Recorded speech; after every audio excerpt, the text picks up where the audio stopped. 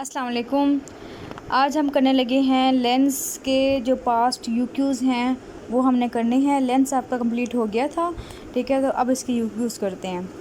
Question number 1 है lens में, a mother notice a white spot in centre of black portion of her child's right eye, so right common causes of leukocoria. एक scenario है कि माँ लेके आई है अपने बच्चे को और उसमें क्या है कि सेंटर पीपल के एरिया में उसको वाइटिश नज़र आ रहा है अपने बच्चे का। सो वो पूछ रहे हैं कि इसकी ल्यूकोकोरिया की कॉजेज़ क्या होंगी। सो मैंने आपको ये करवाई थी कि ल्यूकोकोरिया की कॉजेज़ कौन कौन से 3 डीडीज़, और ये आपके पास्ट में बहुत इंपॉर्टेंट यूक्यू है। सो इसकी यूक्यूज़ हमने की, डीडीज़ हमने किए थे, आपको याद होंगे। रेटिनोब्लास्टोमा किया था, कंजेंटल कैटरेक्ट आपने सबसे पहले नंबर 1 पे लिखना है, फिर रेटिनोब्लास्टोमा हो गया, और इसके अलावा जो toxic infestation, persistent hyperplastic vitreous at the back of retina, और रेटिनो लेंटर फाइब्रोप्लेजिया, कोर्स डिजीज़, कोरोइडल कोलोबोमा और रेटिनल डिस्प्लेजिया वगैरह, ये सारी आपने याद की हुई हैं, ठीक है। ये आपकी जो कि में लिखी हैं आपने वहाँ से कर लेनी है। बी है what investigations are required in this case, तो आपने इन्वेस्टिगेशन वही लिखनी है जो कि आपकी जोगी के अंदर लिखी हुई हैं। किसके अंदर? जो लिखी हुई हैं इन्वेस्टिगेशंस कंजेंटल के अंदर, ठीक है। तो कौन कौन सी इसके अंदर आएंगी कि हमने ओकुलर एग्जामिनेशन करनी है, वैसे ही आई से, उसके बाद हमने ऑफ्थल्मोस्कोप से करना है, रेटिनोस्कोपी करनी है, इसके अलावा एसोसिएटेड ओकुलर पैथोलॉजी भी चेक कर लेनी है, बी स्कैन करना है, ए स्कैन करना है, सिस्टमिक इन्वेस्टिगेशंस भी बच्चों में करनी होती है। और मैंने आपको सारी लिखवाई थी कि सीरम बायोकेमिस्ट्री करवाएंगे, फास्टिंग ग्लूकोज, कैल्शियम, फॉस्फोरस वगैरह, उसके अलावा गैलेक्टोकाइनेज वगैरह, यूरिन एनालिसिस कर लेंगे लोवीस सिंड्रोम के लिए, और सीरोलॉजिकल टेस्ट भी करवा लेंगे, कोई टॉर्च इन्फेक्शन की वजह से तो नहीं हुआ। सो ये आपकी सारी की सारी इन्वेस्टिगेशन बड़े अच्छे तरीके से लिखी हुई हैं, आपने ये कर लेनी है।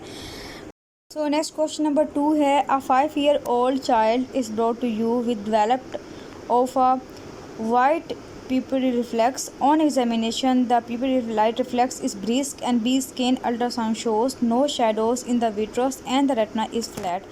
अब उन्होंने कहा है कि हमने एक मतलब बेबी आया है, ठीक है, उसके सेंटर में क्या है, वाइटिश रिफ्लेक्स नज़र आ रहा है हमें, और उसके बाद उन्होंने कहा है कि उसका जो प्यूपिल लाइट रिफ्लेक्स है वो क्या, ब्रिस्क का मैंने बताया था आपको कि कैटरेक्ट के जो पेशेंट होते हैं उनका पीपल का रिफ्लेक्स ब्रिस्क आता है, बहुत फास्ट वाला आता है। बी स्कैन हमने जब किया तो उसके जो पीछे विट्रस है उसमें कोई पेस्टी नहीं है। सपोज करें कि ये आई बॉल है, ठीक है, ये जो है आपका लेंस पड़ा हुआ है, तो पीछे विट्रस में कोई पेस्टी नहीं है, वो क्लियर है, ठीक है। जब वो क्लियर है और रेटिना भी फ्लैट हो गई है, इसका मतलब ये है कि लेंस का प्रॉब्लम है, लेंस में वाइट रिफ्लेक्स आ रहा है और पिपररी लाइट रिफ्लेक्स वो ब्रिस्क है। ये दोनों चीज़ें ही काफ़ी होती हैं आपको डायग्नोस करने के लिए कि ये कंजेनिटल जो है ना कैटरेक्ट है इसके अंदर, ठीक है। अच्छा, डायग्नोसिस हमारी हो गई है। What will happen if the surgery is delayed till 15 years of age, अगर हम सर्जरी डिले करेंगे तो ऐसे पेशेंट का जो है ना विजन जो है वो डेवलप नहीं होगी, अम्ब्लायोपिया हो सकता है, स्क्वीन डेवलप कर सकता है और निस्टैग्मेंट डेवलप कर सकता है, ठीक है। ये अपने पॉइंट्स में ऐड करने हैं। सी में है कि how will you treat him so that he completely recover his vision. So आपने ट्रीटमेंट वही लिखनी है जो कि आपने आपकी बुक में लिखी हुई है कि जब अगर उसकी विजन इफेक्टेड, अब देखें ना उसकी विजन इफेक्टेड नहीं हो रही तो हम कोई ट्रीटमेंट नहीं देंगे। अगर फिर उसके बाद हमने अगर सेंट्रल मतलब ओपेसिटी है तो फिर हमने मीडिएसिस दे देना है, एट्रोपिन पर वीक, 1 ड्रॉप पर वीक। उसके अलावा ऑप्टिकल आइडेक्टमी कर सकते हैं, लेंस एस्पिरेशन कर सकते हैं और लेंसेक्टमी कर सकते हैं। तो ये मैंने आपको सब कुछ करवा दिया था। क्वेश्चन नंबर है आपका 3, a mother brings a 6 months old child complaining of white people since birth, ठीक है। बस इन्होंने एक ही बात दी हुई है कि उसको जो है ना ल्यूकोकोरिया है, मीन उसका पीपल जो है वो वाइट है, तो डिफरेंशियल डायग्नोसिस वही आ जाएंगे जो हमने डीडीज़ किए थे ल्यूकोकोरिया की। हाउ विल यू इन्वेस्टिगेट, तो इन्वेस्टिगेशन वही है जो मैं आपको पहले बता चुकी हूँ। आगे है कि क्वेश्चन नंबर 1 दिया हुआ है इसका क्वाइट कैटरेक्ट का, कि वो कह रहे हैं name 4 common causes of cataract. तो कैटरेक्ट कॉमन कॉजेज़ कौन कौन सी है, हमने बताना है कि एज हो सकता है, ट्रोमेटिक हो सकता है, डायबिटीज़ मेलाइटस हो सकता है, और इस कॉर्टिकोस्टेरॉइड यूज़ करने की वजह से भी हो सकता है, ठीक है। तो ये आपके क्वेश्चंस हो गई हैं। नेक्स्ट क्वेश्चन आपके बहुत इंपॉर्टेंट आ रहे हैं। इसमें क्वेश्चन नंबर 1 है कि a middle aged man noun diabetic with HbA1c 11.9, HbA1c जो होती है वो आपके नॉर्मली 6.5 से कम ही होनी चाहिए, has reported in the I out patient department with history of gradual painless decrease in vision. तो मैंने आपको डायग्नोस्टिक पॉइंट बताया था कैटरेक्ट का कि ग्रेजुअल होगा, painless decrease in vision in both eyes, ठीक है, दोनों आइज़ को इफेक्ट करेगा। Right eye VN is finger counting at 1 meter and left eye VN is 6/12. Right I pupillary area shows a white opacity. अच्छा, अब आपने करना ये है कि तो मिडिल एज मैन है, मतलब 40 to 60 ईयर्स तक जो है ना वो इसकी एज है। हमने यही बात की थी कि अगर पेशेंट को डायबिटीज़ होगा तो उसको जो कैटरेक्ट है वो जल्दी सेट हो जाएगा, ऐसा ही है। सो इस पेशेंट के अंदर क्या हुआ, रिस्क फैक्टर क्या है, डायबिटीज़ है। डायबिटीज़ की वजह से क्या हुआ, उसकी जो सिनाइल कैटरेक्ट था वो बहुत जल्दी सेट हो गया है। सो इसका हम क्या डायग्नोसिस बनाएंगे। एक तो आपने ये बात याद रखनी है कि उन्होंने कहा है कि वाइट ओपेसिटी है। वाइट ओपेसिटी कब होती है, कंप्लीट वाइट ओपेसिटी तब होती है जब वो मैच्योर हो जाए, ठीक है। तो आपने बताना है senile mature cataract caused by diabetes mellitus, ठीक है। ये आपको पूरा डायग्नोसिस जो है इसका बनेगा, क्योंकि आपने डायबिटीज़ मेलाइटस को लास्ट में मेंशन करना है, क्योंकि उसी की वजह से ही जो ओपेसिटी है वो जल्दी बन गई है। तो क्या बना, senile cortical mature cataract. Next वो पूछते हैं इसका बी पार्ट ये है कि what are the clinical test which you can do in the eye department. तो आई डिपार्टमेंट हमने कौन कौन से टेस्ट करने हैं, हम उसे इन्वेस्टिगेट करेंगे। कौन कौन से टेस्ट करके हमने करना है, उसको प्लेन मिरर एग्जामिनेशन कर सकते हैं, ठीक है, 1 मीटर की डिस्टेंस पे और 22 मीटर की डिस्टेंस पे कर सकते हैं। डायरेक्ट ऑफ्थल्मोस्कोपी कर सकते हैं, रेटिनोस्कोपी कर सकते हैं। ये 4-5 पॉइंट और स्टेट लैब एग्जामिनेशन कर सकते हैं उसका देखने के लिए कि वो मेनली कहाँ पे लाई कर रहा है कैटरेक्ट। इसके अलावा मैंने आपको कुछ इन्वेस्टिगेशन बताए थे जो कि प्री ऑपरेटिव इन्वेस्टिगेशंस थे, ठीक है। वो भी आपने इसके साथ ही कर लेना है कि मतलब हमने ये तो कंफर्म कर लिया कि उसको कैटरेक्ट है, लेकिन साथ हम ये भी चेक करते हैं कि उसकी आई की पोस्टीरियर पार्ट जो है वो ठीक है या नहीं। मीन हमने चेक करना है कि प्यूपिलरी रिएक्शन चेक कर लेना है कि उसकी ऑप्टिक नर्व जो है वो इंटैक्ट है या नहीं। इसके अलावा वील इक्विटी चेक कर लेनी है, इंटरओक्यूलर प्रेशर चेक कर लेना है आपने। इसके अलावा अपने सिस्टमिक इन्वेस्टिगेशंस भी कर लेने हैं, डायबिटीज़ के लिए, हाइपरटेंशन के लिए, इस्कीमिक हार्ट डिजीज़ के लिए, कि मीन उसकी वजह से तो नहीं है। इसके अलावा फंडस की एग्जामिनेशन हमने की थी। अगर जो है ना आगे जो है ना वो क्लियर ना हो, हमारा मीडियम मतलब लेंस जो है वो ओपेक हो, फिर हमने क्या करना होता है कि हमने fundus examination projection of light से मैकुलर फंक्शन टेस्ट करवा के उसमें कौन कौन से थे, 2 पॉइंट डिस्क्रिमिनेशन टेस्ट था, मेडोक्स रोड टेस्ट था, इंटॉपिक व्यू ऑफ रेटिना था। इसके अलावा हम ERG भी कर सकते हैं, अल्ट्रासोनिक इन्वेस्टिगेशन भी कर सकते हैं, लेज़र भी कर सकते हैं और फोटो स्ट्रेस टेस्ट भी कर सकते हैं। ये आपने कुछ टेस्ट जो है वो ऐड करने हैं इसके अंदर पहले वालों के साथ, ठीक है, ताकि आप कंप्लीटली इन्वेस्टिगेट कर लें पेशेंट को कि मेनली जो है कौन कौन से फैक्टर्स जो है ना उसको इफेक्ट कर रहे हैं। क्योंकि डायबिटिक भी है तो डायबिटिक के लिए हमने सिस्टमिक भी करनी होती है साथ। सी में ये है कि what is the treatment of the patient. तो ट्रीटमेंट मैंने बता दिया आपको कि इसके लिए हमने ट्रीटमेंट वही करनी है कि सर्जरी ही इसकी ट्रीटमेंट होती है। और सर्जरी के अंदर हमने जो पार्ट पढ़े थे कि एक्स्ट्रा कैप्सूलर कैटरेक्ट हो गया, फैकोमल्सिफिकेशन, फैकोलिसिस, फैकोनेट, ठीक है। और इसके अलावा जो एक्स्ट्रा कैप्सूलर कैटरेक्ट एक्सट्रूशन के मैंने आपको 4-5 लिखवाए थे मज़ीद, वो आपने सारे के सारे इसके अंदर लिख देनी है। उसके बाद right 3 early complications of the treatment. अब ट्रीटमेंट के अर्ली कॉम्प्लिकेशंस कौन कौन सी थी मैंने आपको करवाई थी कि एक थी अर्ली थी जो कि हमारे हो रही थी within few days to 1 month तक हो रही थी, और जो लेट थी, ठीक है। अब अर्ली के अंदर कॉम्प्लिकेशन आपने कोई भी उसमें से 4-5 लिख सकते हैं, मेरी अपनी मर्ज़ी है आपकी जो भी लिखना चाहें, ठीक है। जो हमने पढ़ी थी इसमें कौन कौन सी थी कि एक्यूट इन्फेक्शन हो सकता है, वो बहुत इंपॉर्टेंट है इसके अंदर सबसे पहले मेंशन करना है, एक्यूट एंडोथेल्माइटिस। इसके अलावा कॉर्नियल एडीमा हो गया, वाउंड लीकेज हो गया, iris prolapse, flat anterior chambers, candy glaucoma और एरिडोसेक्लाइटिस, हाइफीमिया, कोरोडल अटैचमेंट, ये सारी आपके लिखी हुई हैं जो तो के अंदर जो मैंने करवाई थी आपको अपने वहाँ से कर लेनी है। नेक्स्ट क्वेश्चन है 60 year old male presented with gradual, अब देखें, gradual painless reduction of VN for last 3 years which is not correctable with glasses, ठीक है। ग्लासेस से नहीं ठीक हो रहा है, इसका मतलब ये रिफ्रैक्टिव एरर कोई नहीं है इसका। On examination his VL equity was 6/18 in each eye. His anterior and posterior segment examination was unremarkable except opacification in his crystalline lens. उन्होंने चलो लास्ट में बता दिया खुद ही कि कौन सा क्या हो गया, क्रिस्टलाइन लेंस हो गया। Name surgical procedure for treating this condition, तो आपने वो सारे बताने हैं। एक्स्ट्रा कैप्सूलर कैटरेक्ट एक्सट्रैक्शन के जितने पॉइंट थे हमने किए थे वो आपने सारे इसके अंदर लिखने हैं।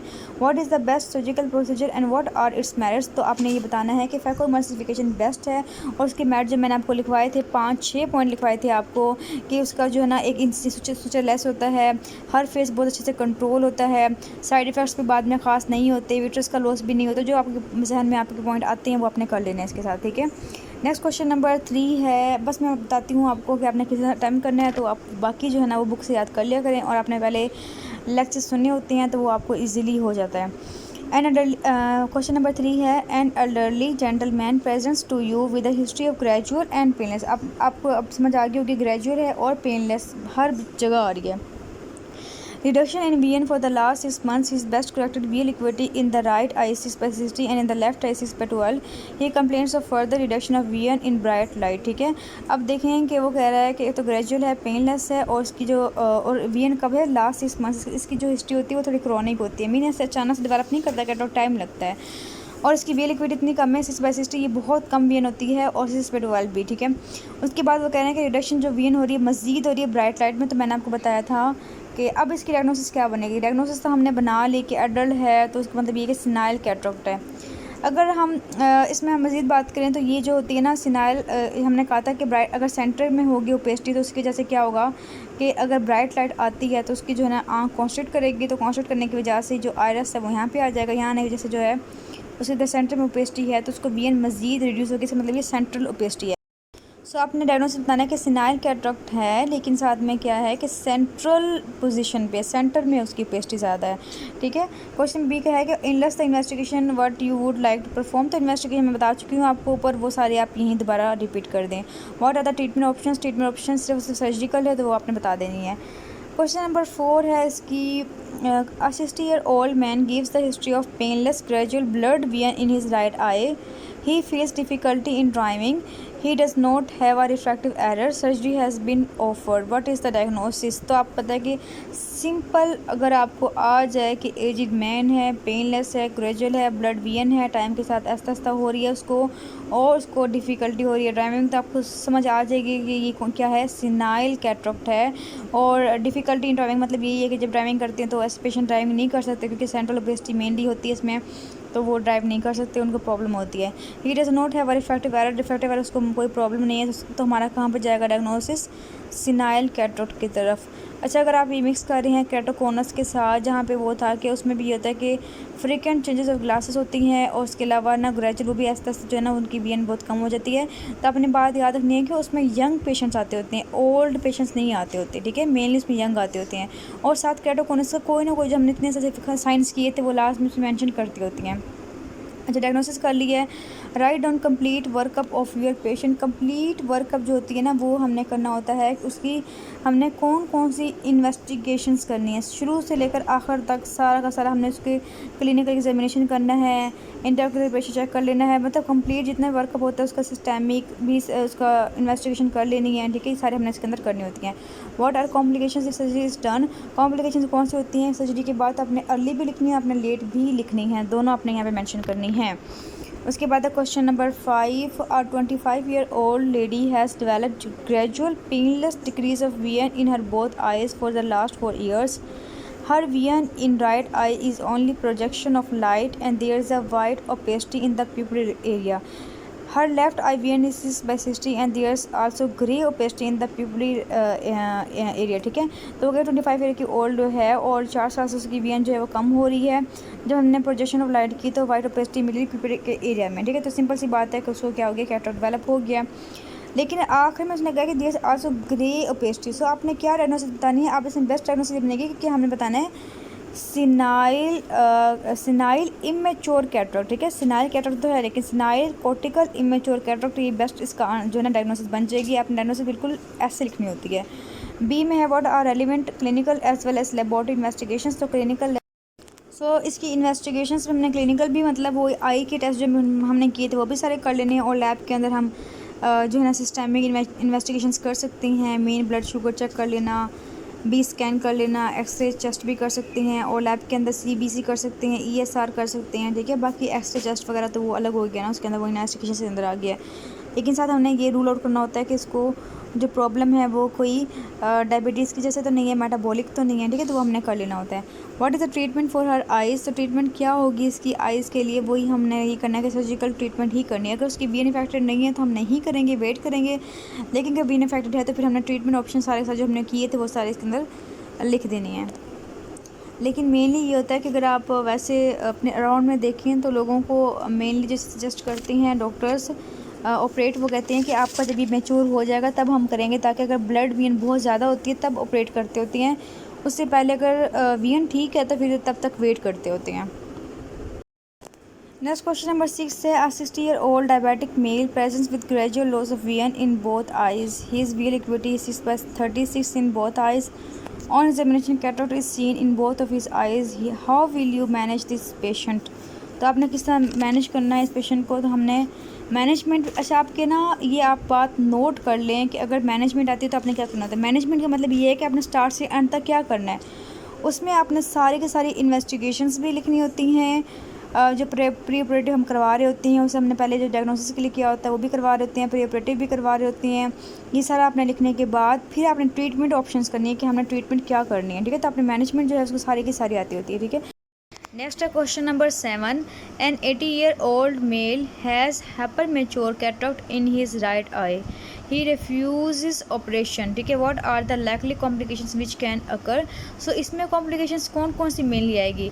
इसमें आएगी कि इसमें फैकोलिटिक ग्लाउकोमा हो सकता है। क्यों? क्योंकि उसका जो कैटरेक्ट है वो हाइपरमेच्योर कर गया। हाइपरमेच्योर कब करता है? जब वो मिल्की वाइट हो जाता है, जब वो प्रोटीन्स लीक करना शुरू करता है। तो फैकोएड्रोजेनिक यूवियाइटिस हो सकता है इसको। और इसके अलावा क्या होता है कि लेंस की डिसलोकेशन हो सकती है, क्योंकि वो बिल्कुल वो कर सकता है, ड्रॉप कर सकता है, ठीक है। अब कहाँ पे? पोस्टीरियर विट्रस के अंदर, क्योंकि हाइपरमेच्योर में वो बिल्कुल श्रिंक हो जाता है, बिल्कुल एंड होने पे आ जाता है। ये इसकी कॉम्प्लिकेशन डेवलप कर सकती हैं। बी में है what are the signs of hypermature cataract. तो हाइपरमेच्योर कैटरेक्ट आपको कैसे नजर आता है। हाइपरमेच्योर कैटरेक्ट की जो हमने पढ़ी थी फेट, वो थी 2 तरह की, ठीक है। एक हमने कहा कि वो मोर गैंग्लियन हो सकता है, सेकंड जिनमें स्क्लेरोसिस होता है। स्क्लेरोसिस होगा तो वो हमें बिल्कुल वाइट इन कलर और हार्ड सा नज़र आएगा और बिल्कुल थिन सा हो जाएगा। मोर गैंग्लियन हमने बताया था कि वो मिल्की वाइट हो जाएगा कॉर्टेक्स उसका, और जो न्यूक्लियस है वो उसके अंदर ड्रॉप कर जाएगा, वो हमें ड्रॉप किया हुआ नज़र आएगा येलो से कलर का, ठीक है। ये इसके साइंस जो है हमें नज़र आते हैं। Next question number 8। A 70-year-old male presented with gradual progressive painless vision deterioration in both eyes. On examination there was no conjunctival congestion and there is diminished red glow in both eyes with distant direct ophthalmoscope. What is the most likely diagnosis? तो ये simple सी बात है कि senile cataract है। Name the surgical procedure available to handle this condition with reference to new technology available nowadays. तो इसमें अपने पहले प्रोसीजर बताने हैं, एक्स्ट्रा कैप्सूलर कैटरेक्ट सर्जरी के प्रोसीजर बताने 4-5। उसके बाद बताना है कि न्यू टेक्नोलॉजी कौन सी अवेलेबल है नो डेज। तो फैकोएमल्सिफिकेशन जो है, फैकोएमल्सिफिकेशन विद इंट्राओक्यूलर लेंस इम्प्लांटेशन जो है सबसे न्यू टेक्नोलॉजी अवेलेबल है। सी है give an account of the complications it can cause if left untreated. तो कॉम्प्लिकेशंस कौन कौन सी हो सकती हैं, तो वो मैं बता चुकी हूँ आपको कि फैकोलिटिक ग्लाउकोमा हो सकता है, फैकोएंडोजेनिक ग्लाउकोमा, फैकोएंडोजेनिक यूवियाइटिस हो सकता है, और इसके अलावा जो है लेंस डिसलोकेट कर सकता है। नेक्स्ट है क्वेश्चन नंबर 9 है कि a 60-year-old man complains of gradual painless loss of vision in right eye. He has been operated for cataract in his left eye 2 years ago. What is the most likely diagnosis? अब 60 साल का patient आया है, वो कहता है कि उसको ना विजन लॉस हो गई है। कब? ऑपरेट करने के बाद 2 साल के बाद। तो आपको क्या डायग्नोसिस मिलेगी, तो आपने बताना है ये कौन सी है, आफ्टर कैटरेक्ट, ठीक है। आफ्टर कैटरेक्ट क्या था जो कि डेवलप कर रहा था सर्जरी के बाद, इसे हम कहते हैं after cataract. What ocular examination are required before surgery. तो सर्जरी के बाद जो हमने प्री ऑपरेटिव इन्वेस्टिगेशंस किए थे, ओकुलर एग्जामिनेशन की थी, वो सारी आपने यहाँ पे लिखनी है। What is your operation of choice. तो इसमें अगर ऑपरेशन ऑफ चॉइस की बात करें तो फैकोएमल्सिफिकेशन ही आएगा, लेकिन मेनली जो हम करते थे हम एंटी या ग्लेसर से भी करेक्ट कर सकते हैं इसको।